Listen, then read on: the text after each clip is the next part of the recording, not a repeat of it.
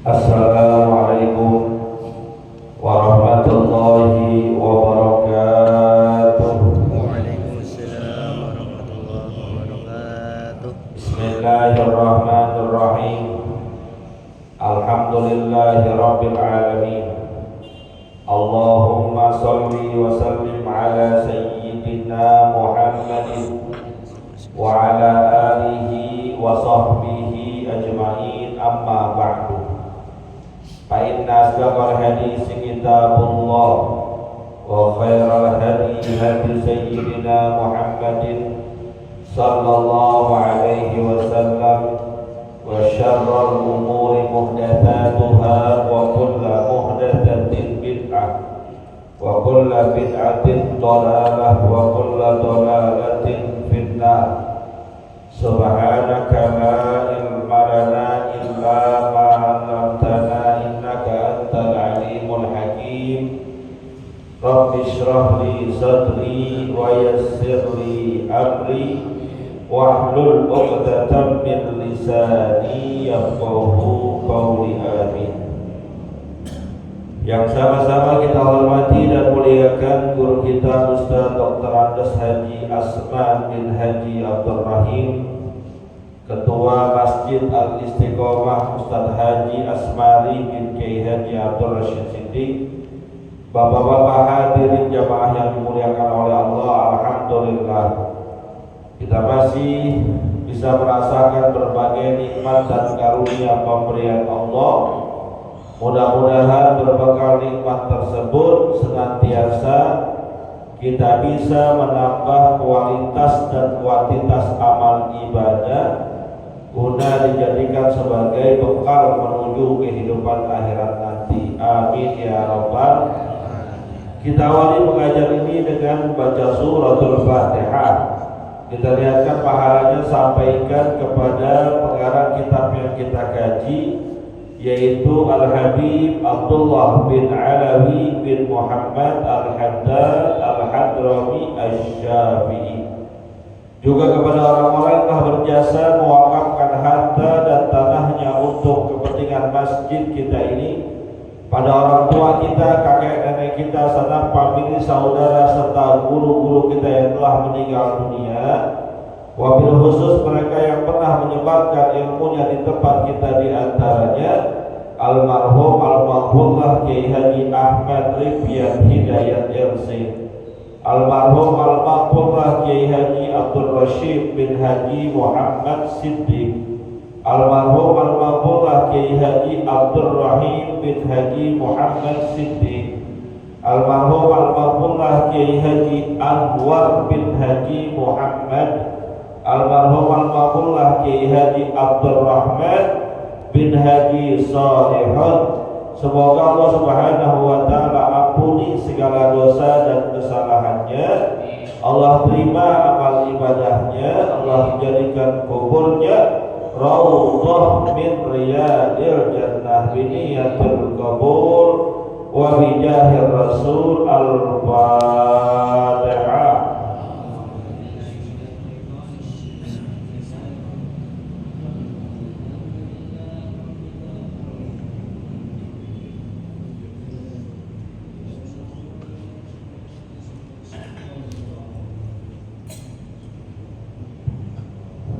Melanjutkan bacaan kita.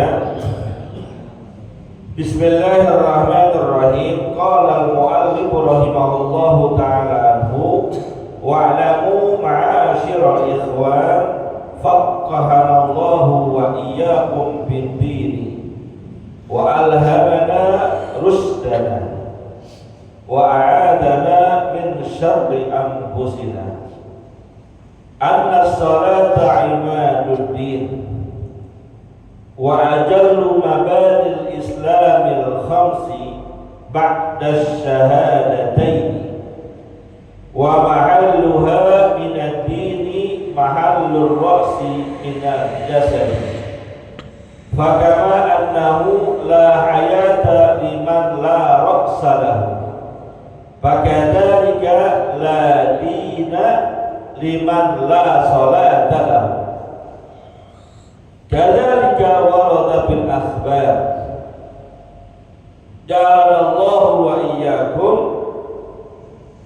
minal muhafidhin ala salati al-muqimina laha al-khashi'ina fiha ad-daimina 'alaiha.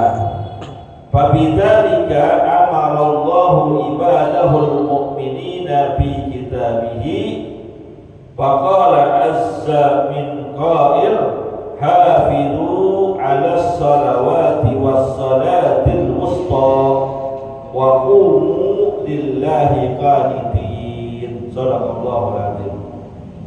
Hadirin yang dimuliakan oleh Allah Subhanahu wa taala, melanjutkan pembahasan kitab An-Nasaihud Diniyah wal Wasaya Al-Imaniyah karangan Al-Habib Abdullah Al-Haddad. Beliau mengatakan, wa'lamu ma'asyiral ikhwan, ketahuilah wahai saudara-saudara semua, semoga kita semua diberikan pemahaman tentang agama, diberikan petunjuk oleh Allah Subhanahu wa taala, dan dijauhkan oleh Allah dari kejelekan nafsu kita. Apa kata beliau? Annas salata imaduddin. Kita masuk ke pembahasan baru, bahwasanya yang namanya salat itu adalah tiang agama. Salat yang wajib. Wa ajallu mabanil islamil khamsi ba'da syahadatain, dan merupakan salah satu pondasi Islam yang agung di antara pondasi-pondasi 5 lainnya setelah kalimat syahadat. Dan kita tahu mabanil Islam, pondasi dasar Islam itu ada 5: syahadat, sholat, zakat, puasa, haji. Dari yang 5 ini, sholat merupakan salah satu pondasi yang paling agung, yang paling penting setelah syahadat.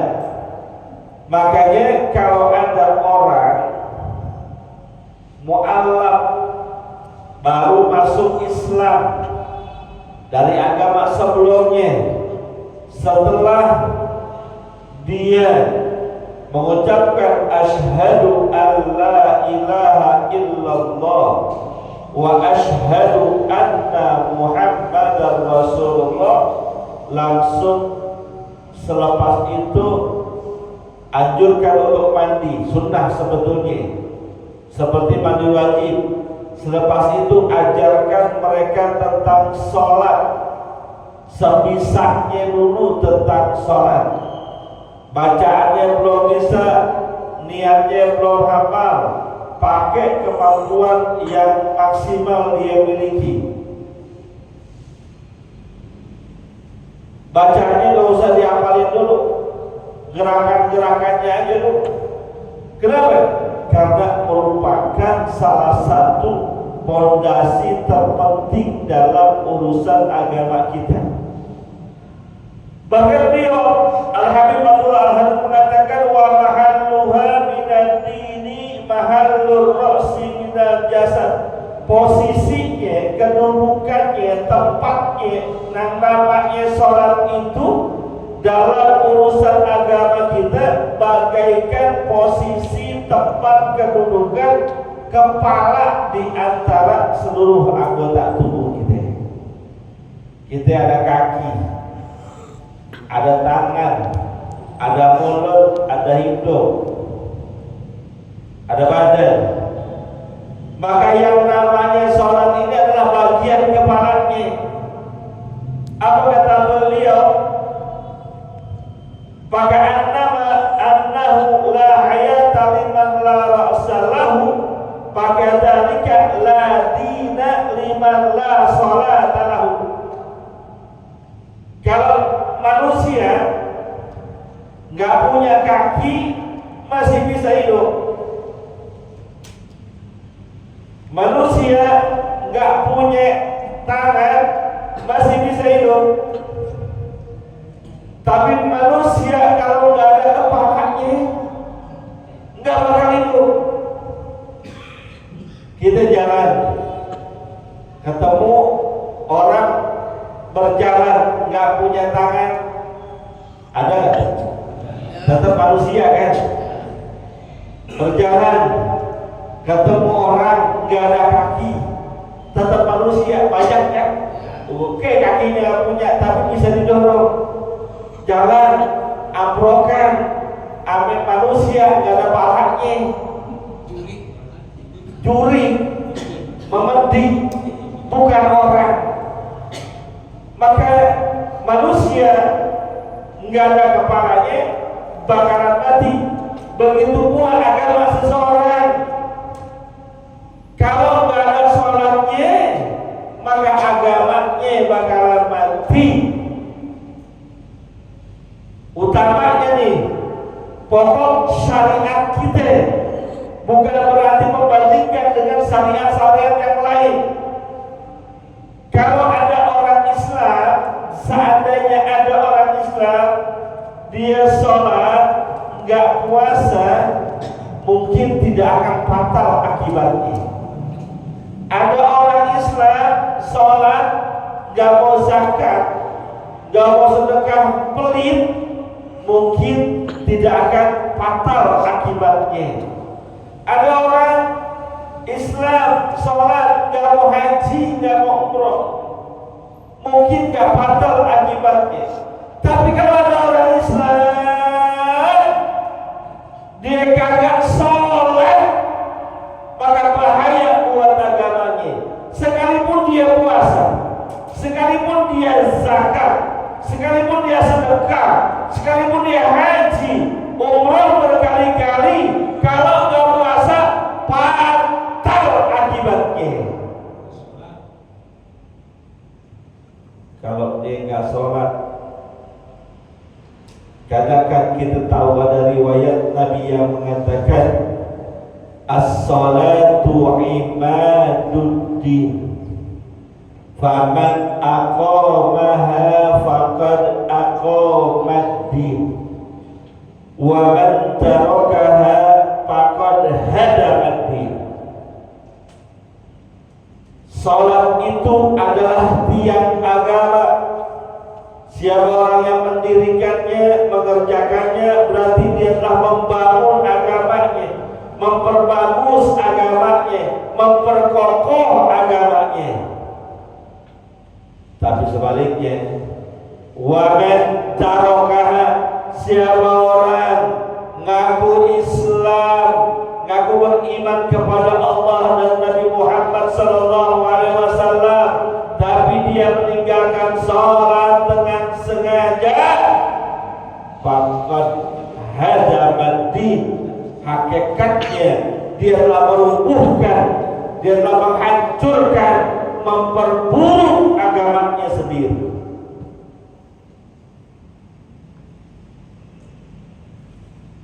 Maka sebagai orang beriman, sebagai orang Islam, sesibuk apapun, sesulit apapun pekerjaan kita bertumpuk-tumpuk sekalipun, jangan pernah tinggalkan sholat. Pak Ustaz, saya kerja sama orang, terus orang gak ngasih kesempatan saya untuk sholat, bagaimana? Kalau bisa tinggal.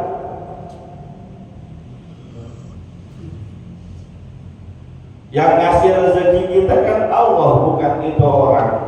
Orang itu cuma sebab, wasilah dan sarana. Kalau kita belain sholat, kalau kita pentingin sholat, Allah pasti bantu, Allah pasti tolong. Sering saya sampaikan, gak mungkin orang yang rajin sholat dibikin susah sama Allah. Gak mungkin. Gak mungkin orang yang rajin sholat dibikin merana hidupnya. Gak mungkin. Gak mungkin orang yang rajin sholat dibikin kacau hidupnya sama Allah. Gak mungkin. Pasti yang rajin sholatnya, dijaga sholatnya benar-benar, dibikin gampang urusan hidupnya, dibikin mudah segala urusannya, nggak bakal dibikin susah. Kenapa? Yang nggak nyembah Allah aja dikasih rezeki, apalagi yang nyembah Allah. Yang lupa sama Allah aja masih Allah berikan kehidupan yang layak. Bagaimana yang senantiasa ingat sama Allah?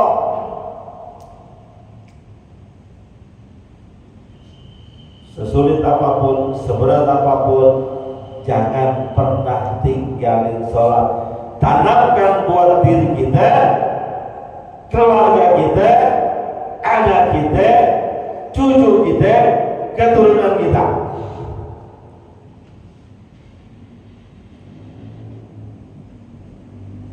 Lu boleh gak jadi orang kaya, tapi jangan pernah ninggalin sholat.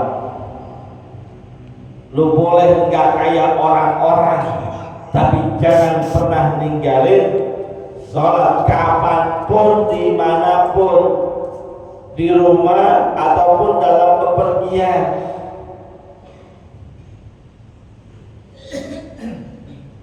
Allah itu luar biasa.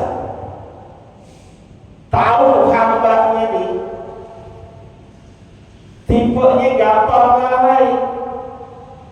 Makanya sholat yang diwajibkan kepada kita dalam sehari semalam gak banyak, cuma 5.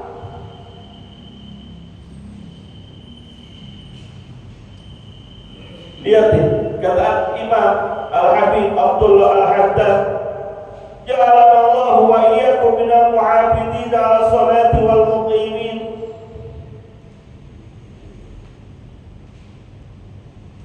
Wal khashiina biha ad-daimina 'alaiha. Semoga Allah Subhanahu wa ta'ala jadikan kita sebagai orang-orang yang senantiasa muhafidin 'ala sholat, menjaga tuh kewajiban kita tentang sholat. Allah Maha tahu kita ini orang yang lalai, orang yang sok sibuk, makanya diberikan kewajiban sholat cuma 5 kali. Itu pun jaraknya jauh-jauh. Dari subuh ke asar, dari subuh ke zuhur, itu lebih dari 6 jam. Allah tahu waktu bekerja orang dari selepas subuh sampai zuhur itu waktu yang boleh dikatakan urgent, kredit. Biasanya orang kerja jam-jam segitu itu lagi banyak urusannya. Entar aja habis makan siang jam 2 ke atas udah banyak yang kongko. Orang kerja biasa begitu. Coba lihat di kantor-kantor. Jam sebelum subuh, sebelum zuhur, kredit urusan ada aja yang dikerjain. Maka Allah kasih panjang waktunya luas. Lepas zuhur aja, lepas makan siang aja, datang kita ke kantor, ke meja staf misalnya, ada yang lagi masih di kantin, ada yang lagi urusan keluar. Maka Allah kasih panjang. Zuhur ke asar itu bisa 3 jam waktunya. Allah kasih kita berleha-leha di situ, santai di situ. Gak dikasih mepet waktunya, cuma 5 waktu Allah kasih kita. Maka kalau dalam kisah Mi'rajnya Nabi dikatakan sholat pertama kali kewajiban sebagai 50 waktu, sebetulnya Allah Maha tahu nih, kita umat Rasulullah gak bakalan sanggup. Tapi kenapa Allah tetap jalankan itu prosedur dari yang 50 waktu menjadi 5 waktu? Karena ini ingin menunjukkan kasih sayangnya Nabi Muhammad ke kita. Dia pikirin kita umatnya yang lemah. Allah tahu kita tuh gak bakalan sanggup, enggak. Boro-boro 50 waktu waktu, yang 5 waktu aja banyak yang ninggalin.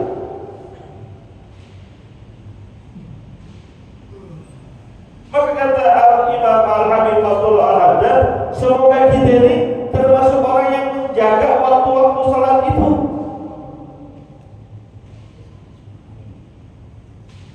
Inna salata kanat 'alal mu'minina kitaban mawquta. Karena sesungguhnya yang namanya salat itu merupakan kewajiban bagi seorang mukmin, waktunya udah jelas. Nggak bisa kita bikin sendiri-sendiri maunya kita. Subuh dari jam sekian sampai jam sekian, zuhur dari jam sekian sampai jam sekian, terus sampai waktu isya dari jam sekian sampai jam sekian. Jelas waktunya. Maka kalau waktunya sudah ditentukan oleh Allah, jaga waktu-waktu sholat itu, jangan sampai kelewatan. Kalaupun sampai sesekali kita subuhnya kesiangan, qadha, yang namanya qadha sesekali, bukan tiap hari. Tiap hari kalau subuh setengah 7 itu bukan lalai, bukan lagi kesiangan, tapi sengaja melalaikan diri. Jaga waktu-waktunya. Kalau dalam keadaan normal, kecuali memang dalam perjalanan Allah siapkan aturan khusus yang namanya jamak. Apa itu? Yang namanya jamak, menggabungkan pelaksanaan 2 waktu sholat dalam 1 waktu. Itu namanya jamak, digabung. Yang bisa digabung hanya zuhur dengan asar atau maghrib dengan isya. Itu yang bisa dijamak, yang lain gak bisa. Ustaz boleh gak jamak asar sama maghrib? Gak boleh, gak ada aturannya. Subuh dengan isya gak bisa, subuh dengan zuhur gak bisa. Allah sudah tetapkan aturannya, ikuti cara mainnya. Yang bisa digabung adalah zuhur dengan asar atau maghrib dengan isya, digabung. Kapan melaksanainnya? Kan mengerjakan 2 waktu sholat dalam 1 waktu, namanya jamak. Kapan kerjanya? Terserah, boleh di waktu yang pertama ataupun di waktu yang kedua. Asar dengan zuhur mau digabung dalam perjalanan. Kita lagi jalan-jalan ke Bandung, kurang lebih 150 km. Boleh tuh menjamak sholat dalam perjalanan begitu, mengerjainya di waktu yang kita mau. Saya mau ngerjainnya di waktu zuhur, Pak Ustaz. Gabung. Zuhur kita sholat, ini saya nggak bicara kosong, bicara gabung dulu. Zuhur 4 rakaat. Selepas assalamualaikum warahmatullah, assalamualaikum warahmatullah, bangun lagi sholat asar 4 rakaat lagi. Itu namanya jamak takdim. Kenapa? Karena waktu asar belum masuk waktunya, kita dahulukan, kita majukan, ngerjainnya di waktu zuhur, namanya jamak takdim.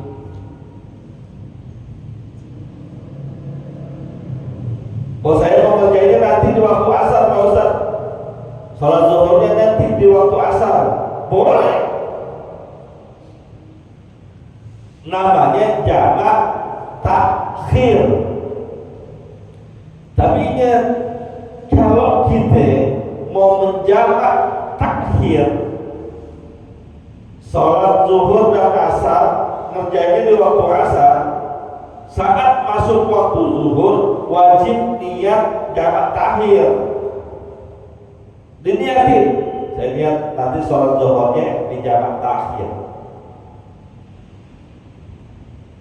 Gak boleh los gitu aja.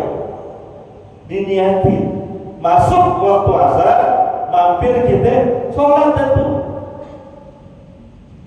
Lalu yang mana yang sholat dilakukan duluan ketika jamak takhir? Kalau jamak takdim ketahuan zuhur dulu baru asar. Sekarang jamak takhir, kita mentakhirkan mana yang duluan. Kata ulama ikuti susunannya. Zuhur apa asar? Duluan mana? Zuhur, ya zuhur dulu baru asar. Pendapat yang kedua mengatakan yang punya waktu duluin asar dulu baru zuhur. Ala kulihat dua-duanya ada hujahnya. Silakan pakai yang mana, yang penting sholat. Ini nih, saking pentingnya sholat, sekalipun kita dalam perjalanan tetap dilakukan. Nggak ada alasan. Allah Maha tahu ya. Kita dalam perjalanan ya udah nggak usah sholat lah. Ya, zaman sekarang nggak ada alasan. Nggak ada alasan untuk nggak sholat, nggak ada alasan. Kenapa? Tempat sholat banyak, rest area masjid gede-gede. Sekarang mau alasan apa? Arah Bandung, Cikampek, Cipularang, rest areanya banyak, masjidnya bagus-bagus. Dari kilometer 57, 72, 88, 102, 125 ada. Gua apal gua dari Sorong kemarin. Gak ada alasan kita gak sholat, gak ada.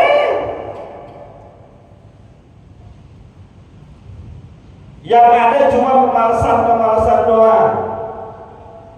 Emang berat Pak, yang namanya sholat itu berat. Kan saya sampaikan, innaha lakabiratun illa alal khashi'in. Yang namanya sholat itu berat kerjainnya. Jangankan bagi yang malas, bagi yang udah rajin pun berat kerjainnya. Yang berat itu kudu kita lawan. Yang berat itu kudu kita hadapin. Jangan kalah dengan bujuk rayuan setan. Yang enak emang tidur. Subuh-subuh ya enak kan tidur. Dia pada bangun dingin-dingin, pada gerimis hujan. Zuhur kita lagi repot banyak kerjaan. Asar lagi capeknya. Maghrib nonton TV lagi asik-asik. Semoga Allah jaga waktunya. Jadi kalau tidak dalam keadaan apapun, tidak dalam keadaan perjalanan, sholatlah sesuai dengan waktu yang sudah ditentukan oleh Allah. Al-muqimina laha. Semoga Allah jadikan kita sebagai orang yang bukan hanya mengerjakan, tapi juga mendirikan. Kalau mengerjakan, ya lagu-lagunya dikerjain, namanya kerjaan ya udah dikerjain. Tapi kalau muqimin, mendirikan, kita penuhi semua hak-hak sholat. Kita rapihkan keadaan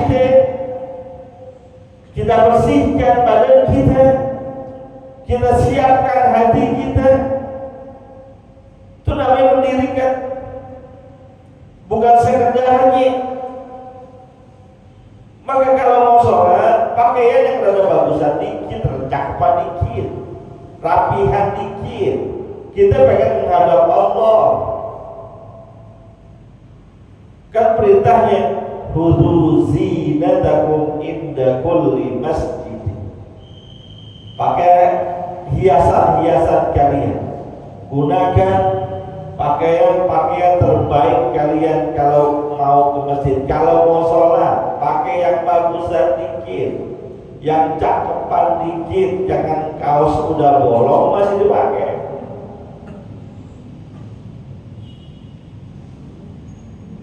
Mau sholat rapihin. Saking buru-burunya mau sholat, kancing pakai dengdet, jangan. Maka kalau mau sholat itu tenang, kan dianjurkan oleh Nabi kita Muhammad SAW. Kita mau sholat berjamaah, udah berangkat dari masjid, terus tahu-tahu udah qomat, gak usah buru-buru, santai aja. Tak ketinggalan takbiratul ihram, ya lu salah sendiri yang bangunnya siang. Santai aja. Nanti kalau sampai tempat sholat, kalau masih keburu barengan sempurna dengan imam, alhamdulillah.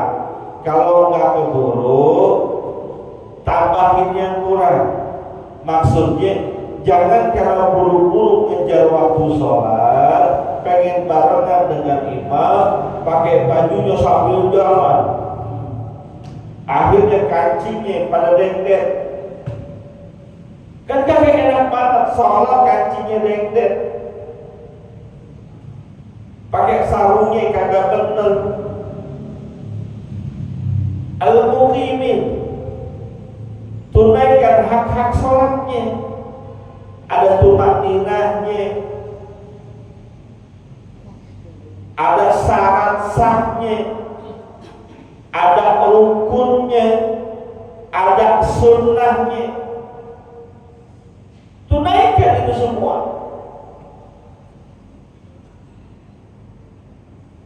Wal khashiina fiha, semoga Allah Subhanahu wa ta'ala jadikan kita orang yang khusyuk dalam mengerjakan sholat. Pernah saya sampaikan, yang namanya khusyuk ketika sholat bukan yang ketika Allahu Akbar, takbiratul ihram sampai salam yang diingat cuma Allah, Allah doang, bukan. Untuk ukuran kita nggak nyampe kayak gitu, nggak bisa, nggak bakalan bisa. Ukuran kita ketika Allahu Akbar, makanya ketika takbiratul ihram itu tetapkan Allah di hati kita. Selepas itu pasti ini otak kemana-mana, pasti udah Allahu Akbar, ya Allah. Udah masuk liburan sekolah, anak-anak rewel, kita diajak liburan, duit kagak ada. Ada aja yang dipikirin, ada yang gitu. Allahu Akbar, ya lahir bulan besok tanggal 1, kredit mobil, kredit motor, bayar kontrakan, HP cicilan, ya ada. Untuk ukuran kita khusyuk bukan berarti Allah Allah Allah, nggak bisa, nggak bisa. Ukuran kita kan Allahu Akbar, ya elah dompet ketinggalan di kamar mandi, mana ada bini lagi, gawat tahu urusan. Habis itu siapa begitu? Gitu. Yang kira gede, yang dompetnya sering ketinggalan kamar mandi. Tapi khusyuk adalah buat kita ketika kita kerjain sholat, ketika panggilan sholat itu datang, ada rasa senangnya. Saat selepas sholat kita kerjakan, ada kerinduan kapan lagi sholat datang, kapan lagi waktu zuhur datang, kapan lagi waktu asar datang. Itu khusyuk untuk ukuran kita. Merasakan senang, merasakan nyaman, merasakan bahagia, merasakan nikmat ketika sholat itu khusyuk. Ukur sekarang diri kita, ketika azan berkumandang, senang apa enggak? Senang Ustaz, kalau maghrib saya senang banget dah. Ya bulan puasa. Kita kan lagi bulan puasa, azan maghrib kan senang banget ya. Bukan sholatnya, nahan haus, nahan laparnya yang kita selesai ini udah. Khusus untuk ukuran kita ketika sholat itu kita kerjakan karena rasa senang, rasa bahagia, bagaikan orang yang bertemu dengan pasangan hidupnya, kekasihnya, nggak berjumpa dalam sekian waktu, ketemu girang banget. Mohon maaf nih, yang punya hubungan LDR, tahu LDR? LDR tahu LDR? Hubungan jarak jauh. Istrinya di kampung, atau kita dinas keluar kota seminggu 2 minggu,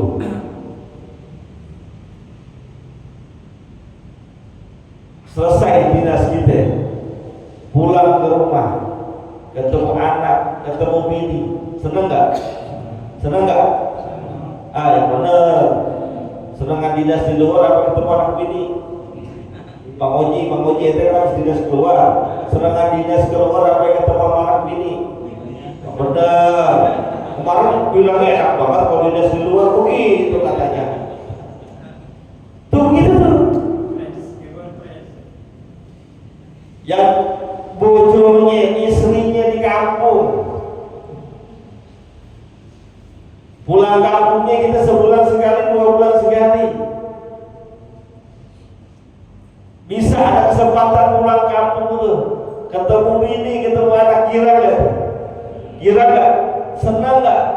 Ketika girang, ketika senang, itu tuh gambaran sholat kita khusyuk kayak gitu. Senang banget waktu sholat, senang banget. Kenapa? Ketemu Allah. Kan kalau dalam perspektif agama, sholat itu ibaratnya kita lagi curhat sama Allah, ngobrol sama Allah. Bahkan ketika gambaran sholat itu diceritakan oleh Rasulullah, tatkala seorang hamba sholat Allahu Akbar, selepas dibaca iftitah, dia baca Alhamdulillahirabbil alamin Ar-Rahmanir Rahim. Itu lagi dialog sama Allah. Ketika kita bilang Alhamdulillahirabbil alamin, Allah jawab tuh, hamidani rabb, hamidani abdi. Hambaku sedang memuji aku. Kita lagi dialog, lagi ngobrol sama Allah, lagi curhat sama Allah. Nggak ada satu keadaan pun yang paling menyenangkan buat kita seorang beriman kecuali saat kita sedang sholat kepada Allah. Tuh paling enak, tuh paling nikmat. Ibarat orang punya masalah, curhat dengan psikolog, psikiater, dia tumpahkan semua yang ada dalam pikirannya, masalahnya, diceritain semuanya. Padahal tuh psikiater belum tentu bisa kasih problem yang benar, tapi dia sudah plong, sudah merasa puas. Maka begitulah kita seorang beriman, ketika sholat khusyuk, bertemu, berjumpa, berdialog dengan Allah, penuh rasa kesenangan, ketenangan. Maka para ulama-ulama terdahulu saking senangnya mereka bertemu Allah, sholatnya kalau sendirian pada main lama-lamaan. Kenapa? Karena lagi seneng banget. Sujudnya main banyak-banyakan, saking senangnya.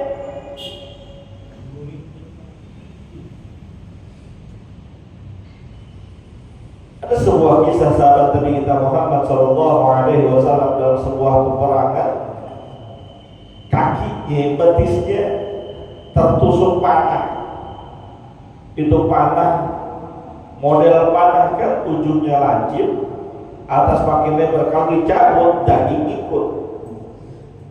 Belum ada operasi, tapi nempel kan belum dicabut. Apa dia katakan? Kalau mau nyabut jangan sekarang, saya sholat dulu. Ketika saya sholat, cabut dah. Akhirnya dia sholat, tatkala sholat dicabut, nggak berasa. Selepas sholat ditanya, udah dicabut belum anak panahnya? Saking nggak berasanya. Kenapa nggak berasa? Dia lagi senang. Mohon maaf ya, itu orang yang mabok, sakau, orang-orang yang ekstasi, ngeplay, itu bawaannya senang mulu.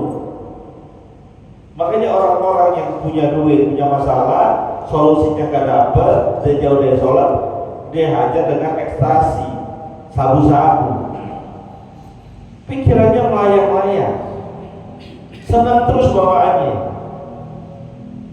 gak mikirin masalahnya.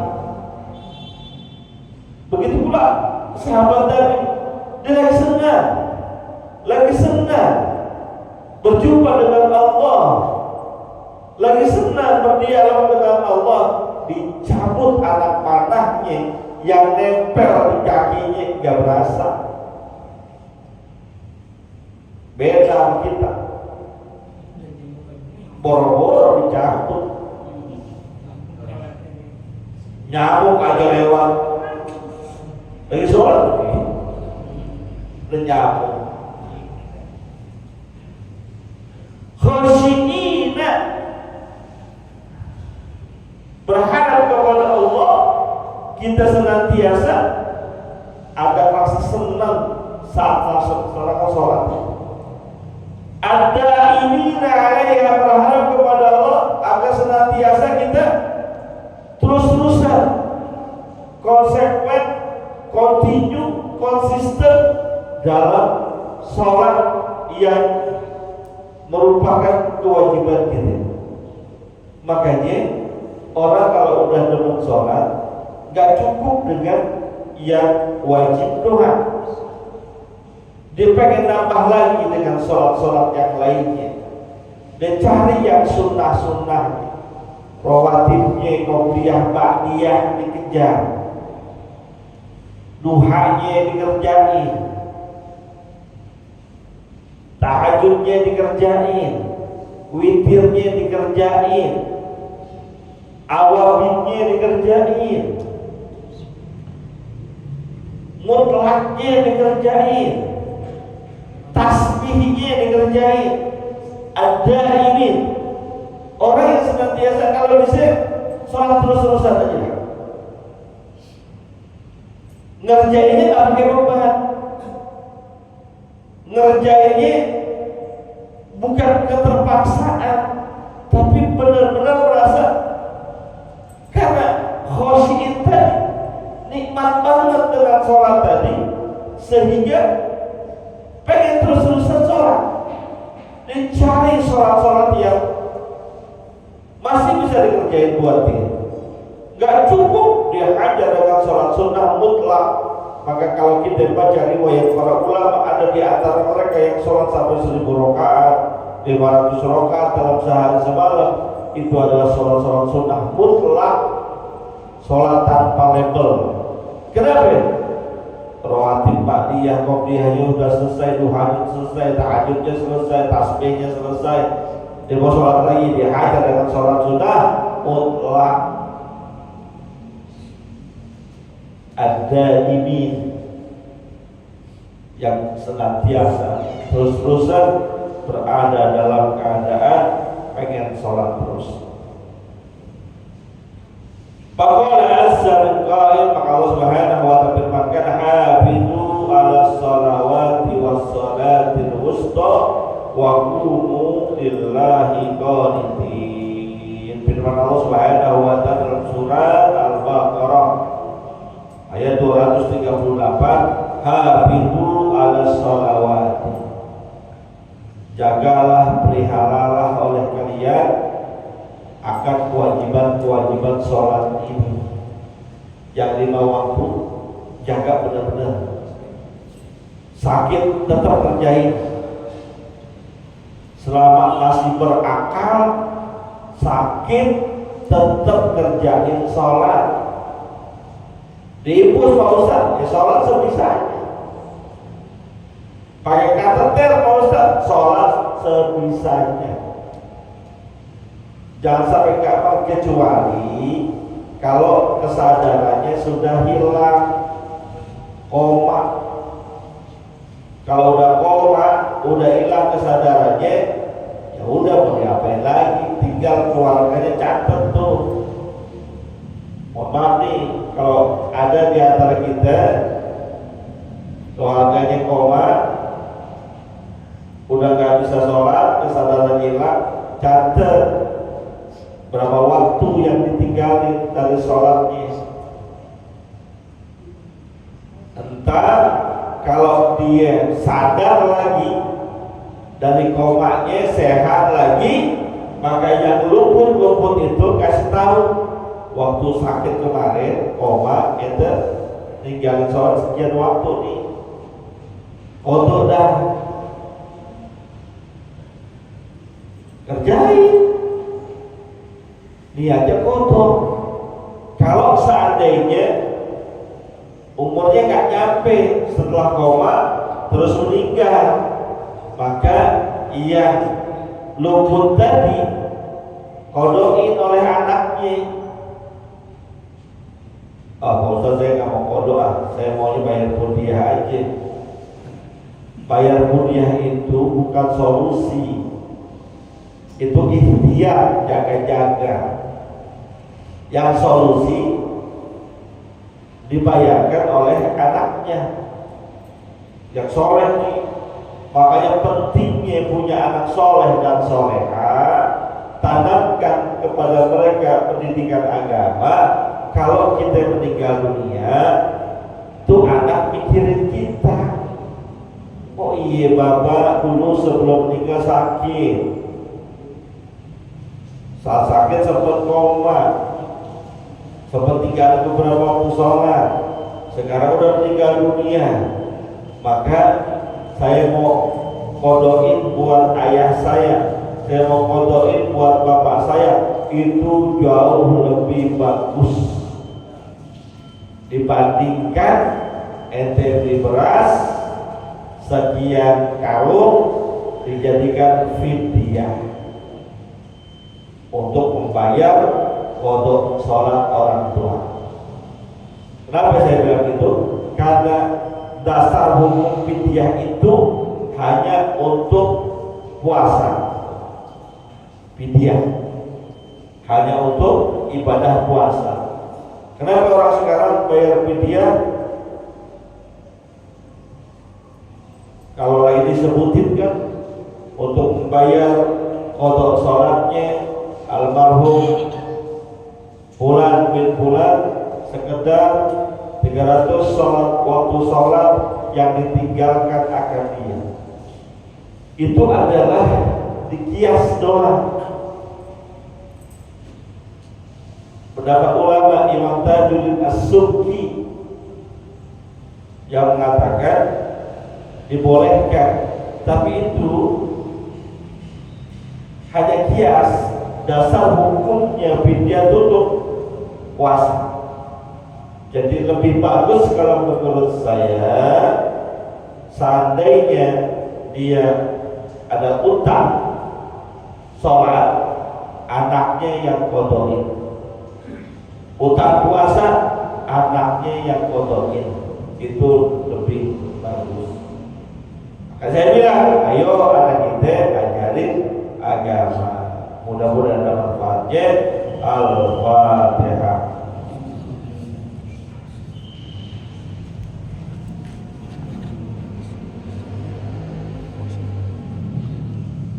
Qala Rasulullah sallallahu alaihi wasallam, "Afdalu ma qultu ana wan nabiyyuna min qabli, la ilaha illallah,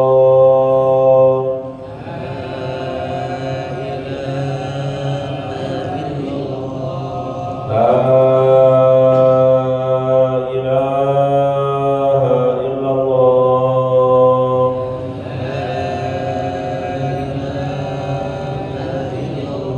la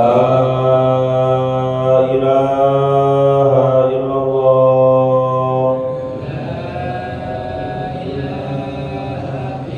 Muhammadur Rasulullah sallallahu alaihi wasallam, wa la ilaha illallah, wa nafa'ana bima 'allamtana, rabbi 'allimna ma yanfa'una, Allahumma ighfir lana wa liwalidina warhamna warhamhum kama rabbawna shighara, wa hab lana ya wahhab ilman wa hikmatan rahmatan wa rizqi ya razzaqul musahila wa bil khairi ya fatta wa bil huda wa bil ilmi ya alim kulli fadila wa sallallahu ala sayyidina Muhammadin wa ala alihi wa sallam walhamdulillahi rabbil alamin. Terima kasih, mohon maaf. Assalamualaikum warahmatullahi wabarakatuh.